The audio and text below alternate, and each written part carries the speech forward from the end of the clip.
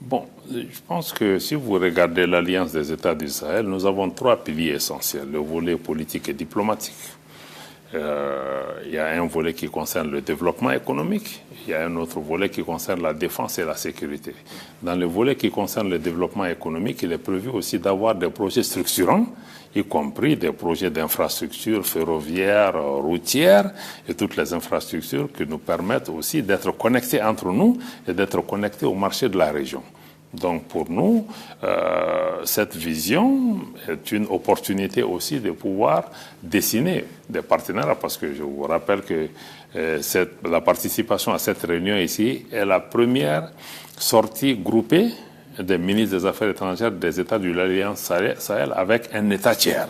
C'est pour dire que un peu, en tout cas, cette initiative vient correspondre à notre volonté d'aller dans ce sens. Mais il faut que nous sortions aussi des sentiers battus, que ce ne soit pas des questions de dire on offre ceci, il faut que ce soit des partenariats gagnant-gagnant, que ce soit des infrastructures qui sont viables et qui s'inscrivent aussi dans une perspective de long terme.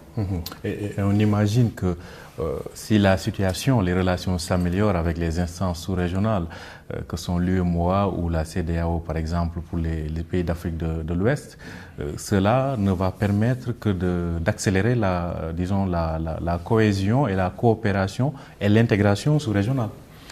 Je pense que ça, c'est une question que nous devons peut-être approfondir davantage. Parce qu'aujourd'hui, des pays comme le Mali, nous avons de sérieuses interrogations par rapport à certaines de ces organisations qui sont souvent instrumentalisées par des partenaires extérieurs qui ont pris des mesures drastiques contre nos pays, contre nos populations, fermeture des frontières, fermeture des banques, et avec des punitions collectives infligées à nos populations.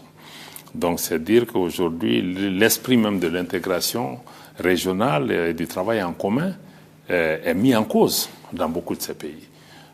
Je pense que nous devons pouvoir regarder désormais est-ce que ces organisations vont se réformer pour travailler dans le sens de l'intérêt de nos populations pour qu'on ait une intégration des peuples.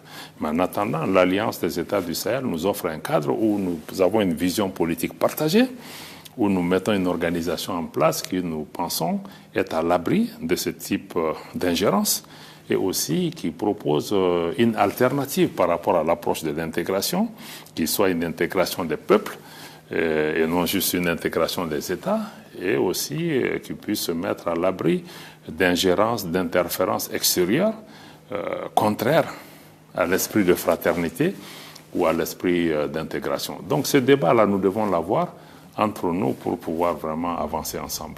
Alors, il y a la coopération bilatérale aussi avec le Maroc. À ce niveau, comment évoluent les choses? Parce que vous étiez au Maroc il y a de cela 1 an et demi environ. Vous aviez salué la vision réaliste du Maroc dans la lecture des événements, en tout cas au Mali. Sur le plan bilatéral, comment évolue la coopération?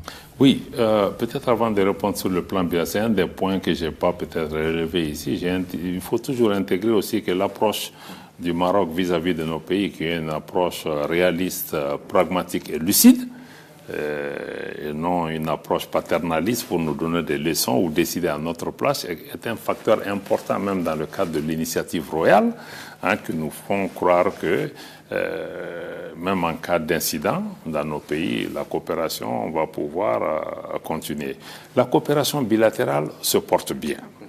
Et cette initiative royale, pour vraiment faciliter l'accès à l'Atlantique aussi, s'inscrit de notre point de vue dans le cadre de ce que nous avons constaté déjà comme emphase sur les questions économiques et commerciales avec le Maroc qui est impliqué au Mali, dans la téléphonie, dans les banques, dans beaucoup de secteurs productifs.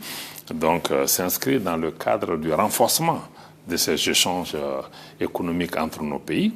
Seulement, il est important que nous puissions travailler aussi à faire en sorte que qu'on puisse transformer nos pays, faire en sorte que les unités qu'on installe dans nos pays aussi puissent créer de la valeur ajoutée pour occuper nos populations.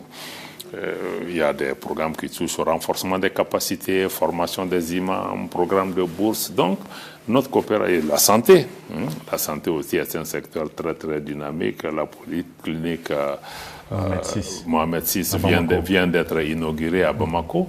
Donc, c'est une coopération qui est dense, dynamique. Nous devons travailler à la consolider, à la renforcer, mais dans un esprit de partenariat gagnant-gagnant. Un esprit donc de partenariat gagnant-gagnant qui dicte cette initiative, donc qui vise à favoriser, je le rappelle, l'accès des pays du Sahel à l'océan Atlantique. Merci à vous, Abdoulaye Diop.